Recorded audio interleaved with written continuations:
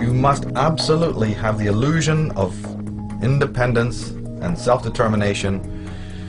We have a problem then. We have a problem that to really, really be independent, to really be an individual, which in psychological terms is called individuation, that's difficult for most people. It's kind of tough. Requires work. Requires, you know, to think and act in moral ways, and oh, that's just too much trouble. I wish it was a halfway, you know, stage. So the media goes, well, there is. We'll sell you the fashion of independence. You can buy into this. You can be a goth, a punk, you know, you can be straight, you can be gay, you can be macho. We'll sell you all sorts of images to decorate your inauthentic life. And that will pacify you, because there is a voice that's kind of screaming inside of you that you're not living an authentic life. We know that. We know that's a tough voice to live with. But you also can't really do anything about it because, you know, you're lazy and you're weak. And you realize what you would have to sacrifice or lose if you really took the true moral way. The way of selfhood and the way of finding out who and what you are. We know that's difficult for you. So what we'll do is we'll manifest a bunch of simulacras. We have a whole industry creating false personas. But if you buy into that, and it's very easy to do that, I mean, it's just a matter of going down to the hairdresser and coloring your hair pink and wearing a couple of earrings and getting a few tattoos and, you know, having a big t-shirt with anarchy written on it. But you're the last person who even understands what true freedom and anarchy is. But don't worry about that. You know, well, the world is full of those kinds of people, isn't it? But do you see it as being any more free? If that was ever going to solve the world's problems, what happened in the 1960s when everybody was free, quote unquote? Where's the love now? Did it stop wars? Did it stop evil men ruling the world? Did it stop genocide? Did it stop the mutilation of animals and abattoirs? Tell me what one thing that the hippie movement or the punk movement of the 1970s achieved. Well, I'll tell you what they achieved. The leaders of the punk movement are living like pashas and maharajas in million-dollar houses over there in Bel Air and also in Los Angeles. You know, Billy Idol has a fleet of Harley Davidsons. That's what happened, you know, that's what happened. But they're wearing a hammer and sickle. We're for the people, peace and love, CND, all that shit, you know, utter nonsense, utter nonsense. Maybe the man from within who's completely incognito, who's working within the system, you know, suit and tie, you know, would never even pass them by on the street. Maybe those people will do more damage to the evil status quo than all those hordes screaming for reform, you know. Because it's not just a mass of people label reading, running away into these inauthentic models. It's a small group of educated people, dedicated, passionate, absolutely zero tolerance for the lie, who are from all walks of life, who have spiritually, most importantly, that they are spiritually adept, that they understand what knowledge is. They have reverence for knowledge. They're not just trying to gain knowledge. Any idiot can do that. Gaining knowledge, well, God, the schools are full of it. No. It's a matter of loving knowledge. That's a big difference. Loving knowledge, understanding what knowledge is a whole different thing than gaining knowledge. So there's these fine lines in all of this, very fine lines.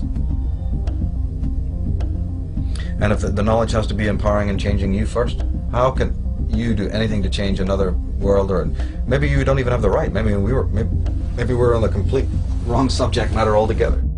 How does anyone even think that they have a right to involve themselves in the life or the lifestyle of anyone else? If you really think about that, you'll find it's pretty preposterous. But at the same time, you do have the right to fix your own life. That, at least we know, is an absolute. You have the absolute right to work on your life. You have the right to make any of the choices that you want to make. So then my work sort of really focuses on that and doesn't stray from that. If it is true that the Illuminati, the child molesting priests, the Templars, and all of these people, what would we think if it is proven or found out that each and every one of these people has the perfect right to do what they are doing, and that you in fact have really no right to tell them or anyone else what to do? What happens if that turns out to be the spiritual law, and that the only thing that you have the right to do is to change your own life regardless of what anybody else is doing? Well, then we have a problem, because the whole world is running around doing exactly the opposite. Everyone's running around fixing all of these other people and waving placards and getting reforms and getting to change this and do that, or we'll lock you up, and society will go through these cycles in which you have a little bit of good, a little bit of bad, a little bit of dark, a little bit of light. And yet the real work is about you taking care of your own house, your own garden. And if everybody did that, unseen forces would come to aid.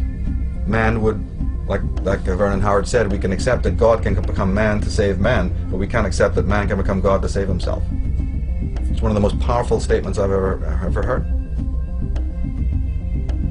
And so what is that dependency in human beings that makes them refute that? We know that everyone listening to the sound of my voice is going to refute that. No, it's Jesus who's meant to do it. Muhammad, Allah, what are you talking? Oh, that's all that humanist stuff. Man being his own God. Oh, satanic evil. So we already know that, that's not a common held theory. But wait a minute. What then is the motive that makes people refute that statement? Before we get into what they're into, you're a Christian. Why would you feel motivated to not accept that man is his own savior? I'm very interested in that. I'm very interested in as to why you, not the cult, not the clan, not your guru, why you would,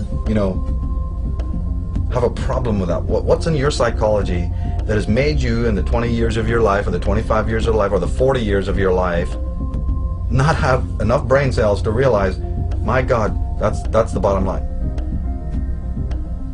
Because in my opinion, if you don't accept that, you are an insane person. You're not insane, you're unsane. You're toxic, and you need to be quarantined or something. That's really the long and short of it, in my opinion. Then I want to get the crucifix out. As soon as I hear that somebody is, thinking that another authority, another person, has the rights over their mental and emotional and attitudinal and psychic life, I'm worried about that person. Because I know that person has got some very serious psychological and existential problems. Right off the bat. Right off the bat. Then that person is going to be, a herd, part of some herd, or will be a controller of a herd, or will be manipulated by the herd, or whatever you want to call it. But that person is not going to end ever. You're never going to find that person, in doing good in the world, real necessary good at all. It's just a contradiction in terms. It's impossible. They may be sold the illusion or the delusion that they're doing wonderful work because they give to Live Aid or the next stupid charity that pops up out of the woodwork. They were there. Great, you were there, yeah. Well, we had Live Aid, didn't we? When was that? 1982 or something? Did the world get any better?